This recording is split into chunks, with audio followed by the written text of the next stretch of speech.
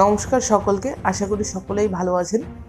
তো আজকের এই ভিডিওটা সম্পূর্ণ বেস করে থাকবে যেই বিষয়টি, সেটা হচ্ছে যে এতদিন ধরে যে 4ই আগস্ট থেকে যে বাংলাদেশে যে কন্ডিশন আমরা সকলেই হয়তো ইন্টারনেটে এবং ফেসবুক, ইউটিউব বা অন্য যে সোশ্যাল মিডিয়া মাধ্যম সেখানে আমরা জানতে পেরেছি যে কোটা সিস্টেমের বিরুদ্ধে বাংলাদেশের স্টুডেন্টদের যে প্রোটেস্ট এবং সেই প্রোটেস্ট থেকে যে অসভ্য, ধ্বংসাত্মক এবং অসামাজিক ধ্বংসাবশেষ চলেছে এবং আপকামিং বাংলাদেশে কি ভবিষ্যৎ হতে চলেছে সেটা নিয়ে কিন্তু আজকের ভিডিওয় আমরা সম্পূর্ণ আলোচনা করব। এবং শুধু বাংলাদেশ বলে নয়, আজকে যে কোনো একটা জায়গাতেই যদি বাংলাদেশের মতন এরকম ডিক্টেটরশিপ বা আদার্স যেই কন্ডিশনগুলো একটি সো কল পলিটিক্যাল যে থিঙ্কিং যে বিষয়গুলো রয়েছে, আমরা গ্রাউন্ডস লেভেলে যেই পার্টিকুলার বিষয়গুলো অন্য অন্য ভিডিওর মাধ্যমে আমরা জানতে পারিনি, সেগুলো কিন্তু আজকে এই ভিডিওর মাধ্যমে কিন্তু আমরা জানতে চলেছি। তো বেসিক্যালি আজকে বাংলাদেশের যে কন্ডিশন আমরা দেখতে পারলাম, তো সেটা বাংলাদেশে এটা ঘটেছে, হয়তো অন্য দিনে বা অন্য সময়ে অন্য কোনো দেশে বা অন্য কোনো রাজ্যেও এটা কিন্তু ঘটতে পারে। কারণ কি, আমাদের এই পুরো বিষয়টা কিন্তু কিছু কিছু জিনিসের উপরে ডিপেন্ড করে আছে। যেরকম এক নম্বর কথা, যদি কোনো পার্টিকুলারলি সিচুয়েশনের উপরে বেস করে আমরা যদি মানুষের উপরে কোনো কিছু একটু জোর করে চাপিয়ে দিই, তাহলে কিন্তু সেই জিনিসটা মানুষ কিন্তু দীর্ঘদিন মেনে নিতে পারবে না। কারণ প্রত্যেকটা জিনিসই একটা দেশে বা একটা যে কোনো জিনিস, একটা গভর্নমেন্ট সিস্টেম বা কোনো একটা প্রতিষ্ঠান চালাতে গেলে আমাদের অনেকগুলো বিষয়গুলো কিন্তু দেখতে হয়। যে একটা গভর্নমেন্টের পার্টিকুলারলি কতটা ক্যাপাসিটি আছে পুরোপুরি বিষয়গুলোকে ঠিকঠাকভাবে মেনটেন করার, এটাও কিন্তু দেখতে হবে। এমনি আনএমপ্লয়মেন্টের পুরোপুরি ডিপেন্ড করছে প্রত্যেকটা জায়গায়, কেননা ওভার পপুলেশনের ক্ষেত্রে এতগুলো মানুষকে চাকরি দেওয়া বা সঠিক তাদের ভ্যালুয়েশন অনুযায়ী কাজ করা, এটাও কিন্তু একটা খুবই বড় প্রবলেম। এবং তার সাথে সাথে কোটা সিস্টেম, এবং কোটা সিস্টেমের উপর আবার করাপশন। কেননা প্রত্যেকটা সময়ের ক্ষেত্রে আমরা কিন্তু যখন গভর্নমেন্টে এই ডকুমেন্ট ভেরিফিকেশান বা আদার্স যে কোনটা এই পার্টিকুলার বিষয়ের উপরে এই যে ফ্রিডম ফাইটারের ছেলে বা মেয়ে বা পার্টিকুলারলি বলতে চলে যে কোটা সিস্টেমের ভিতরে যারা পড়ছে তারা কি সত্যি আদৌ সেই কোটা সিস্টেমের স্টুডেন্ট? তো সাধারণ মানুষ যারা পাচ্ছে না বা যারা সিটিজেন রয়েছে, কমন সিটিজেন, তারা কিন্তু এই প্রত্যেকটা বিষয় থেকে বঞ্চিত হচ্ছে। তো এই পার্টিকুলার বিষয়টা কিন্তু আগামী দিনে আমরা এই পুরোপুরি ঘটনা থেকে এই একটা কনক্লুশনে আজকে এই ভিডিওর মাধ্যমে আমরা আসব, এবং কিছু কিছু শিক্ষাজনক বা কিছু কিছু শিক্ষামূলক যেই ঘটনাগুলো ঘটেছে এবং আগামী দিনে যেই জিনিসগুলো আমাদের অবশ্যই মনে রাখতে হবে, সেই জিনিসগুলো নিয়ে কিন্তু আমরা আজকে আলোচনা করব। পুরো ভিডিওটা কিন্তু আমরা 3টে পার্টে বিভক্ত করব। প্রথমে সেটা হচ্ছে কোটা সিস্টেম ইন বাংলাদেশ, বা পার্টিকুলারলি কোনো একটা সিচুয়েশান যেটা হয়তো আগামী দিনে অন্য কোনো জায়গায় হতে পারে, বা কোনো একটা জোর করে সেই জিনিসটাকে বারবার চালানো হচ্ছে, সেটা হয়তো আনকনস্টিটিউশনাল, বা হয়তো সেইখান থেকে অনেক সাধারণ মানুষ ক্ষতিগ্রস্ত হচ্ছে, সেরকম কোনো সিচুয়েশান, ঠিক আছে। এবং তার সাথে সাথে যে সোকল পলিটিক্যাল থিঙ্কিং যেগুলো ব্যাকগ্রাউন্ডে কাজ করে, এবং তার সাথে সাথে যে শেখ হাসিনার ডিক্টেটরশিপ, এবং সাধারণ মানুষকে, এখানে একটা কথা বলা উল্লেখযোগ্য, বাংলাদেশের সাধারণ মানুষকে এতটা প্রেশারাইজ করা হয়েছে গভর্নমেন্টের দ্বারা, এবং এতটা নির্মমভাবে অত্যাচার করা হয়েছে, তাদেরকে জেলে পোড়া হয়েছে, তাদেরকে মারা হয়েছে, তার কোনো হিসাব নেই। সরকারি খাতায় হিসাব থাকলেও যদি গ্রাউন্ড লেভেল একদম যায়, তাহলে কত সংখ্যক মানুষ মারা গেছে, কত সংখ্যক মানুষ জেলে আছে, এবং কত যে একটা পার্টিকুলার ল অ্যান্ড অর্ডার যদি কোনো একটা জায়গায় না থাকে, তাহলে সেই সিচুয়েশনের উপরে বেস করে যে কত রকম জিনিস ঘটতে পারে, সেটা কিন্তু আমাদের কল্পনার বাইরে। আমরা কিন্তু উপর থেকে ভিডিওয় অনেক কিছু দেখতে পাচ্ছি যে এই গভর্নমেন্ট তৈরি হচ্ছে, এই জিনিসটা হচ্ছে, কিন্তু পার্টিকুলারলি আমরা যদি একদম গ্রাউন্ড লেভেলে চলে আসি, তাহলে কিন্তু আমরা এই প্রত্যেকটা জিনিসকে একটা কল্পনাও করতে পারছি না যে কী ঘটতে চলেছে বা কী জিনিসগুলো ঘটছে এখনও পর্যন্ত। তো সেই ক্ষেত্রে এখনও পর্যন্ত এই পুরো সিচুয়েশানটাকে কমপ্লিট করতে অনেক কিছু সময় লাগবে, এবং অনেক সময় সাপেক্ষ থেকেও বড় কথা, কতটা নিজেরা ক্যাপাবেল রয়েছে তারা, সেটাও কিন্তু এখানে একটা চ্যালেঞ্জের বিষয় এসে দাঁড়াচ্ছে পুরোপুরি বাংলাদেশ সিস্টেমের উপরে এবং বাংলাদেশ গভর্নমেন্টের উপরে। তো বেসিক্যালি আমরা তাহলে এই পার্টিকুলার দুটো টপিক, এবং লাস্ট যে টপিকটা সেটা হচ্ছে যে কীভাবে কী কী চ্যালেঞ্জেস আসতে পারে, এবং যে ধ্বংসাত্মক, অমানবিক এবং অসামাজিক যে ধ্বংসাবশেষ চালিয়ে গেছে এখনও পর্যন্ত হয়তো চলছে, এই ল অ্যান্ড অর্ডার কীভাবে তারা সংশোধন করতে পারে এবং কী কী চ্যালেঞ্জেস তাদের সামনে আসছে সেই বিষয়গুলো নিয়ে কিন্তু আজকে আলোচনা করব। এবং সেই ক্ষেত্রে আমাদের এই পুরো বিষয়গুলোই কিন্তু আমাদের যে কোনো সময়ে বা যে কোনো সমাজে আমাদের কিন্তু কাজে লাগতে পারে। তো সেই ক্ষেত্রে ভিডিওটা কিন্তু খুবই গুরুত্বপূর্ণ এবং তোমরা ঠিকঠাকভাবে ভিডিওর যে কথাগুলো বলছি সেই কথাগুলো কিন্তু ভালোভাবে শুনো। এইবার প্রথমে যে আসছে সেটা হচ্ছে কোটা সিস্টেম। তোমরা হয়তো সকলেই জানো কোটা সিস্টেমটা বিষয়টা এটাই যে বাংলাদেশে প্রায় 100-এ যদি আমি একটা পার্সেন্টেজে আসি তাহলে 56% সিট রিজার্ভেশন আসে, পার্টিকুলার অনেকগুলি ক্যাটাগরি ওয়াইজ ভাগ করা, এবং সেখানে ফ্রিডম ফাইটারের যে পার্সেন্টেজ আছে সেটা হচ্ছে 30%, এবং তাছাড়া উইমেনদের জন্য 10%, মাইনরিটি যারা পার্সেন্ট রয়েছে যা সংখ্যালঘু মানুষ তাদের জন্য 5%, এবং 1% রয়েছে সেটা হচ্ছে ফিজিক্যাল ডিসেবিলিটিস তাদের। তো এই পার্টিকুলার সিচুয়েশন এই পুরোপুরি যদি আমি এটাকে ওভারঅল একটা দেখি তাহলে কিন্তু প্রায় 56% সিট বা 56% রিজার্ভেশন গভর্নমেন্ট জবের ক্ষেত্রে তারা কিন্তু যে রিজার্ভেশন সেই রিজার্ভেশনের মাধ্যমে পাচ্ছে। বাকি যে 44% জব আছে সেটা কিন্তু মেরিটের বেসিসে পাচ্ছে। তো সেই ক্ষেত্রে একটি গভর্নমেন্টে এতগুলো পপুলেশন, ওভার পপুলেশনের ক্ষেত্রে আনএমপ্লয়মেন্ট একটা বড় চ্যালেঞ্জেস। তো সেই ক্ষেত্রে এতগুলো মানুষ মেরিটের বেসিসে যদি বঞ্চিত হয় 56%, তাহলে কিন্তু সেটা সাধারণ মানুষের ক্ষেত্রে মেনে নেওয়া কিন্তু দীর্ঘদিন সম্ভব না। তো তারই কিন্তু আজকে ফলাফল আমরা কিন্তু বাংলাদেশে দেখতে পেরেছি। যারা এই বিষয়টা সম্পূর্ণ জানো না তাহলে আমাদের একটু ব্যাকগ্রাউন্ডে যেতে হবে। যে আমরা কিন্তু সকলেই জানি যে আমাদের ভারত থেকে দুটি অংশ ভাগ হয়ে যায় যখন আমাদের দেশ স্বাধীন হয়, এবং স্বাধীন হওয়ার সময় পূর্ব পাকিস্তান এবং পশ্চিম পাকিস্তান, যেটা এখন বর্তমানে পশ্চিম পাকিস্তান যেটা আমরা পাকিস্তান হিসাবে চিনি, এবং পূর্ব পাকিস্তান যেটা আমাদের বাংলাদেশ হিসাবে আমরা কিন্তু চিনি।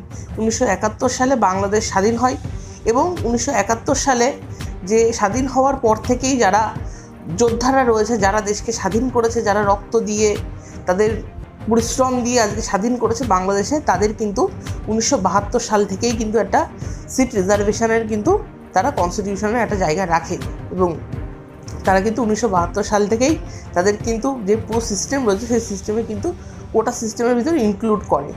এবং তারপরে দীর্ঘদিন চলার পরে 1997 সালে আবার একটি চেঞ্জেস আসে কোটা সিস্টেমের ক্ষেত্রে। তাদের যে ছেলে মেয়েরা তারাও কিন্তু এই কোটা সিস্টেমে তারা পার্সেন্টেজ পাবে। এরকমভাবে অনেকগুলো চেঞ্জেস হয়। প্রায় বলতে গেলে 2010 সালে আরেকটা চেঞ্জেস আসে, যে চেঞ্জেসটা বলছে যে তাদের ছেলে মেয়ে নাতি নাতনি তারাও কিন্তু এই যে ফ্রিডম ফাইটারের যে ক্যাটাগরি আছে তাতে তারা রিজার্ভেশন পাবে, রিল্যাক্সেশন পাবে, তারা কিন্তু চাকরি পাবে। তো সেই ক্ষেত্রে একটা প্রোটেস্ট সেই সময়ও দেখা যায়, এবং ওই প্রোটেস্টের পরে এই যে কোটা সিস্টেম, যে ফার্স্ট ক্লাস এবং সেকেন্ড ক্লাস জব, যেরকম আমাদের এখানে রয়েছে ইউপিএসসি, সেখানে কিন্তু বিপিএসসি বলে একটি পরীক্ষা হয়, যেরকম আমাদের ইউপিএসসি, সেরকমই কিন্তু ফার্স্ট ক্লাস সেকেন্ড ক্লাস পরীক্ষাগুলোয় এই সিট রিজার্ভেশন থাকবে না। কিন্তু পরবর্তীকালে এই জিনিসটা উঠিয়ে দেওয়া হয় গভর্নমেন্টের দ্বারা কিন্তু, এবং 2021 সালে একটি এই যারা ফ্রিডম ফাইটার তাদের 5 জনের একটি সদস্য বা 5 জনের গ্রুপ, তারা কিন্তু হাইকোর্টে একটি কেস ফাইলিং করে এই বিষয় নিয়ে।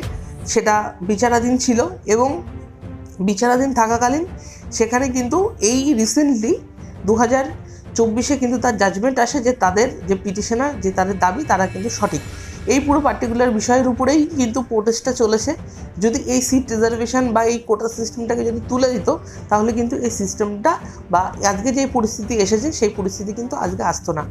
প্রথমেই প্রোটেস্ট ছিল এই পার্টিকুলার সিচুয়েশনে যে কোটা সিস্টেম সেটাকে তুলে নেওয়া হোক, নতুন করে সিট রিজার্ভেশন বা পার্টিকুলারলি যে জবের ক্ষেত্রে রিজার্ভেশন যে জায়গাটা রয়েছে সেটা কিন্তু পুরোপুরি রিকনস্ট্রাক্ট করা হোক। এবং তারা কিন্তু 9 পয়েন্ট নিয়ে ঝামেলা করছিল, যে 9টা তাদের পয়েন্ট ছিল সেই প্রোটেস্টের ক্ষেত্রে। পরবর্তীকালে কিন্তু আরেকটা এখানে বুঝতে হবে যে পলিটিক্যাল ব্যাকগ্রাউন্ডে, যে এখানে কিন্তু বাংলাদেশের গভর্নমেন্ট এই যে পার্টিকুলার সিচুয়েশনের উপরে কিন্তু কোনো রকম কোনো কথাবার্তা বা কোনো রকম স্টেপ তারা কিন্তু নেয়নি। তারা এটা কিন্তু এখনও পর্যন্ত একবারও বলেনি যে এই কোটা সিস্টেমটা যেটা চলছে সেটাকে রিকনস্ট্রাক্ট করা হবে, কেননা তাদেরই সেটা ডিসিশন ছিল।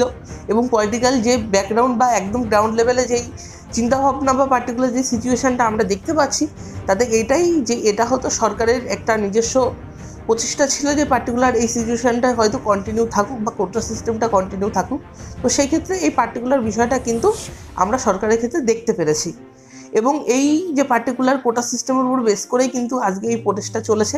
এবং প্রোটেস্টটা চলার পরে যখন এই পার্টিকুলার প্রোটেস্টটা আরও দীর্ঘায়ু হয় এবং পরবর্তীকালে গিয়ে আমরা শেখ হাসিনার গভর্নমেন্ট বা বাংলাদেশের রুলিং গভর্নমেন্ট থেকে আমরা দেখতে পারি যে কীভাবে অত্যাচার করেছে, কত স্টুডেন্টদেরকে তারা মেরেছে এবং নির্মমভাবে হত্যা করেছে সাধারণ মানুষকে এবং স্টুডেন্টদেরকে। এখানে পার্টিকুলারলি অনেক যে এখানে কথাটা আসছে যে স্টুডেন্ট না সাধারণ মানুষ, হ্যাঁ অবশ্যই এখানে আমি বলবো যে শুধুমাত্র স্টুডেন্টদের হ্যাঁ পরিকল্পনা ছিল বা তারা প্রোটেস্টে প্রথম মুখ হিসাবেই কাজ করেছিল, কিন্তু যখন এই পার্টিকুলার সিচুয়েশানটা যখন দেখছে যে আর হাতের বাইরে চলে গেছে, তো পার্টিকুলারলি বা তারা স্কোপ দেখতে পাচ্ছে যে হয়তো গভর্নমেন্ট পড়ে যেতে পারে, তো সেই ক্ষেত্রে অপোজিশন পার্টি এবং সাধারণ মানুষ যারা গভর্নমেন্টের এই যে পার্টিকুলার সিচুয়েশানের উপরে যারা ভোগ করছিল বা এই খুশি ছিল না, তারাও কিন্তু এতে অংশগ্রহণ নেয়। কেননা এটা পুরোপুরি একা স্টুডেন্টদের দ্বারা কাজ না, এটা কিন্তু আমরা ইজিলি দেখতে পাচ্ছি। তো পার্টিকুলার এই সিচুয়েশনের উপরে চলে গেছে এবং এই 15 বছর ধরে একই সরকার গঠন করার জন্য আমরা এটা দেখতে পারি যে কোনো জায়গায় আমরা এটা দেখতে পারি যে কোনো জায়গায় যদি সেই পার্টি রুলিং পার্টি যদি পার্টিকুলার তার অপোজিশন খুব স্ট্রং না হয় বা তার অপোজিশনে কেউ যদি না থাকে, তাহলে সেটা ডিক্টেটরে পরিণত হয় এবং তাদের সাধারণ মানুষের ক্ষতিই হয়। কেননা আমি যদি কোনো একটা সিচুয়েশন বা আমি যদি কোনো একটা জিনিস চালাচ্ছি বা আমার কোনো একটা পার্টি আছে, তো সেই পার্টির আমি নিশ্চয়ই চাবো যে আমার যে কাজগুলো আছে সেই কাজগুলোকে সবাই অ্যাকসেপ্ট করুক এবং আমার কোনো বিরোধী না থাকুক, কেউ যদি আমাকে খারাপ না বলে। এটা একটা কমন থিঙ্কিং বলতে পারবো, সেটা সবার ক্ষেত্রেই কাজ করে। তো পার্টিকুলার এই সিচুয়েশনের উপরে বেস করে গভর্নমেন্টের একদম ইনরেসপন্সিবল যে কাজগুলো করেছে সেই কাজগুলো একেবারেই করা কিন্তু উচিত হয়নি এবং একেবারে বলা চলে যে নিজের পাওয়ারের যে মিসইউজ করেই কিন্তু আজকের গভর্নমেন্ট শেখ হাসিনার গভর্নমেন্ট কিন্তু পড়ে গেছে। এবং আওয়ামী পার্টি যে রয়েছে সেই আওয়ামী পার্টির কিন্তু আগে থেকেই যেহেতু এরা পার্টিকুলারলি 1971 সাল থেকেই যেহেতু গভর্নমেন্টে ছিল এবং আমরা দেখতে পাচ্ছি কিন্তু আওয়ামী পার্টির কিন্তু ভুল ছিল। আমরা যে কোনো জিনিসই আমরা দেখতে পারি যে যদি কোনো একটা ডিক্টেটর হিসাবে যদি কোনো কেউ কাজ করে, সেটা কোনো একটা পার্টিকুলার কোনো স্টেটের বেসিসে হোক বা কোনো কান্ট্রির বেসিসে হোক, তাহলে কিন্তু সেটা কোনোদিনও সাধারণ মানুষের ক্ষেত্রে কিন্তু সেটা সঠিক হয় না। এবং যেখানে গণতন্ত্র রয়েছে সেই গণতন্ত্রের ক্ষেত্রে এই পার্টিকুলার সিচুয়েশানগুলো একেবারেই মান্যতা দেওয়া যায় না।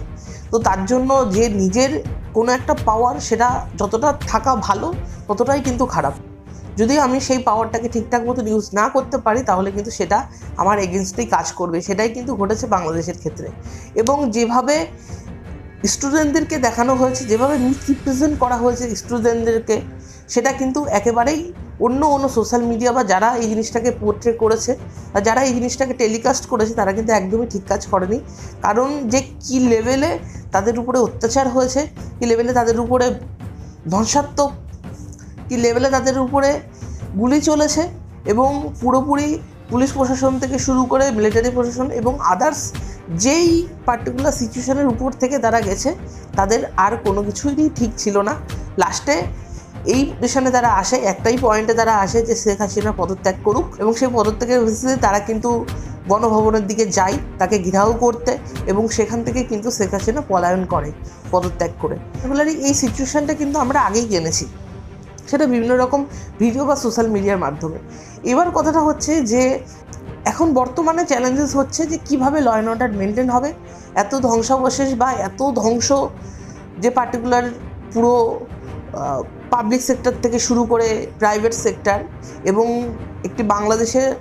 বাংলাদেশের যে এত ঋণের চাপ এবং তার উপরে এত ধ্বংসাবশেষ বা এত জিনিস রিকভার করে আবার আগের জায়গায় ফিরে আসা, এটা কিন্তু খুবই চ্যালেঞ্জেস হতে চলেছে।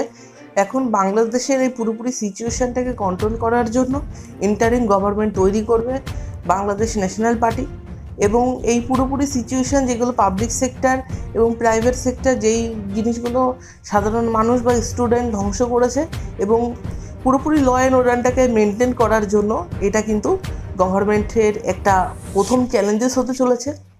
এবং আরেকটা বিশেষভাবে গুরুত্বপূর্ণ জিনিস এটাই যে আমি স্পেসিফিকভাবে এটা বলতে চাই, সাধারণ মানুষ বা বাংলাদেশ মানুষ যদি এটা দেখে থাকে যে আজকে এই স্টুডেন্টরাই কিন্তু এই যে সরকার গঠন করার ক্ষেত্রে বা সরকার ভাঙার ক্ষেত্রে একটা গুরুত্বপূর্ণ পদক্ষেপ তারা নিয়েছে। তাদের এই বলিদান কিন্তু যাতে বৃথা না যায়, তাদের রক্ত যে মাটিতে মিশে জল হয়েছে সেই রক্ত যদি আবার জলের মতনভাবে বইতে না পারে। এই পার্টিকুলার সিচুয়েশনের উপরে যখন সাধারণ মানুষ বা স্টুডেন্টরা পরিশ্রম করেছে, তাতে অন্য কোনো পার্টির যদি ছাপ না আসে, যাতে পুরনো যে গভর্নমেন্ট বা পার্টি যেগুলো রয়েছে সেইগুলোর উপরে ভরসা না করে নতুন গভর্নমেন্ট বা নতুন পার্টি যদি তারা তৈরি করতে পারে একত্রিতভাবে, এবং নতুনভাবে তাদের যে পার্টিকুলার সিচুয়েশান, সেটা কোটা সিস্টেম হোক বা আরও কোনো আনকনস্টিটিউশনাল যেই পার্টগুলোই রয়েছে সেই পার্টগুলোকে আবার রিকনস্ট্রাক্ট করে একটা নতুন শুরু করতে হবে। নালে 1971 সাল, আজকে 2024 সাল, হয়তো আগামী দিনেও হয়তো এরকম প্রোটেস্ট আমরা হয়তো বাংলাদেশ বা অন্য কোনো জায়গায় দেখতে পারি। তো সেই ক্ষেত্রে এই পার্টিকুলার সিচুয়েশনের উপরে বাংলাদেশের এই কাজটা খুবই গুরুত্বপূর্ণ, যাতে এই পার্টিকুলার সিচুয়েশন যেগুলো তৈরি হয়েছে যাতে আগামী দিনে সেই জিনিসগুলো তৈরি করতে না পারে, এবং এখানে প্রত্যেকটা জিনিস যেভাবে ধ্বংস করা হয়েছে সেই পার্টিকুলার সিচুয়েশানটাকে বুঝে পার্টিকুলার সিচুয়েশনের উপরে বেস করে, কেননা অনেক অত্যাচার চালানো হয়েছে গভর্নমেন্টের তরফ থেকে সাধারণ মানুষ এবং স্টুডেন্টদের উপর। তো সেই ক্ষেত্রে অবশ্যই যদি 100% দোষের ভিতরে যদি পার্টিকুলারলি গভর্নমেন্টের আমি যদি ধরি, তাহলে কিন্তু 50% দোষ কিন্তু তাদেরও। তারা সেই পাওয়ারটাকে ঠিকঠাক মতো ইউজ করতে পারেনি।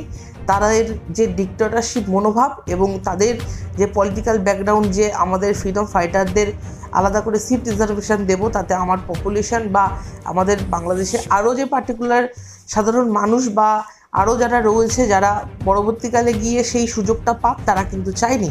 তো সেই ক্ষেত্রে আজকের কিন্তু এই পরিস্থিতি আমরা দেখতে পাচ্ছি। তো সেই ক্ষেত্রে এমনভাবে প্রত্যেকটা সিচুয়েশান বাংলাদেশের তৈরি করতে হবে বা গড়তে হবে যাতে সাধারণ মানুষরা রিল্যাক্সেশন পায় এবং এই ধ্বংসাবশেষ বা এই পার্টিকুলার সিচুয়েশান যদি আর বাংলাদেশে তৈরি না হয়। আমরা একটি সুন্দর দেশ, সুন্দর বাংলাদেশ, এবং আমাদের সকলেরই বাংলাদেশ খুবই কাছের, বাংলাদেশ খুবই প্রিয়, যেহেতু বাংলাদেশের খুবই কাছাকাছি বনগাঁ শহরে আমার বাড়ি। তো সেই ক্ষেত্রে বাংলাদেশের মানুষের সাথে বা বাংলাদেশের যে পার্টিকুলার গভর্নমেন্টের সাথে হোক, বাংলাদেশের সাধারণ মানুষ হোক, এবং অন্য যে সুবিধাগুলো আমরা বাংলাদেশ থেকে পাই এবং বাংলাদেশও আমাদের থেকে পাই, সেই প্রত্যেকটা বিষয় যদি আবার ঠিকঠাক মতনভাবে গড়ে ওঠে এবং সাধারণ মানুষ যে এত ধ্বংসাবশেষ বা এত ধ্বংসর পর থেকে গিয়ে আজকে একটা রিল্যাক্সেশন পাক, এটাই আমরা চাই। এবং আমরা একটুখানি যদি গ্রাউন্ডস লেভেলে চলে যাই, তাহলে কোনো একটা জায়গায় যদি না কোনো একটা গভর্নমেন্ট না থাকে বা কোনো ল অ্যান্ড অর্ডার না থাকে, তাহলে আমরা বুঝতে পারছি না যে কী সিচুয়েশান ঘটতে চলেছে। আগেকার যেরকম আমরা দেখতে পারতাম যে লুট হতো, কোনো ডাকাতি হতো, রবারি হতো, তো এই পার্টিকুলার জিনিসগুলো হয়তো বাংলাদেশেই ঘটছে, যেগুলো আমরা কোনোভাবে জানতে পারছি না। হয়তো সেখানকার লোকাল টেলিকাস্ট বা লোকাল চ্যানেলগুলো হয়তো আমরা সেই জিনিসগুলোর উপরে জানতে পারি কিছু দেখে। এবং পার্টিকুলার সিচুয়েশান যেগুলো রয়েছে, যে খুন থেকে শুরু করে আদার্স যে গ্রিভিয়াস ক্রাইম যেগুলো আমরা দেখতে পারি বা সচরাচর আমরা দেখি, যে কীভাবে হয়তো মানুষকে মারছে, কীভাবে সাধারণ মহিলাদের উপরে অত্যাচার চলছে, কিভাবে তারা মলেস্ট হচ্ছে, কিভাবে তারা রেপ হচ্ছে, আমরা কিন্তু কিছুই জানি না। কিন্তু এইভাবে সিচুয়েশান যদি আগামী দিনে হয়, তাতে মানুষেরই ক্ষতি, মানুষ জানছে না। এত ধ্বংস করার ফলে তাদেরই কিন্তু আরও চাপ বেড়ে গেছে। এই পার্টিকুলার সিচুয়েশান এতটা ঋণ রেখেও আজকে এই পুরোপুরি সেক্টরগুলোকে আবার রিকভার করতে গেলে যে ট্যাক্সেস আছে এবং সাধারণ যে সামগ্রী আমরা দৈনন্দিন জীবনে একটি মধ্যবিত্ত ফ্যামিলি থেকে নিম্নবিত্ত এবং উচ্চবিত্ত ব্যক্তির ক্ষেত্রে এই প্রত্যেকটা জিনিসই কিন্তু আমরা দেখতে পারি এবং এফেক্ট পড়বে, তাতে কিন্তু আমাদেরই ক্ষতি হবে এবং আমরাই তাতে কিন্তু ক্ষতিগ্রস্ত হব। তো সেই ক্ষেত্রে প্রত্যেকটা জিনিসই কিন্তু আমাদের মাথায় রাখা উচিত, কিন্তু যেটা আনকনস্টিটিউশনাল এবং সাধারণ মানুষের রাইটটাকে ভায়োলেট করছে, সেই জিনিসগুলো অবশ্যই চেঞ্জ হওয়া প্রয়োজন। তো সেই ক্ষেত্রে এই পুরোপুরি যে বিভিন্ন রকম সোশ্যাল মিডিয়া, বিভিন্ন রকম ভিডিওই আমি দেখেছি, অনেক ভালো ভালো চ্যানেল আছে, নাম উল্লেখ করা আশা করি উচিত হবে না।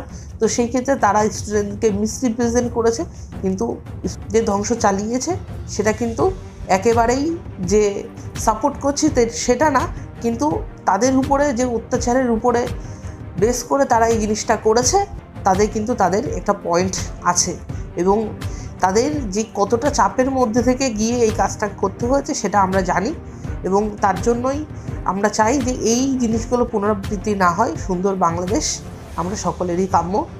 আশা করি এই ভিডিওটার মাধ্যমে আপনারা বুঝতে পারলেন যে কোন কোন জিনিসগুলো আগামী দিনে বাংলাদেশের চ্যালেঞ্জেস হতে চলেছে, এবং যে কোনো একটা সমাজে এই জিনিসগুলো ঘটলে আমরা এই যে ধ্বংসাবশেষ বা পার্টিকুলার সিচুয়েশান থেকে বাংলাদেশ গেছে সেটাও আমরা কিন্তু আগামী দিনে দেখতে চলেছি।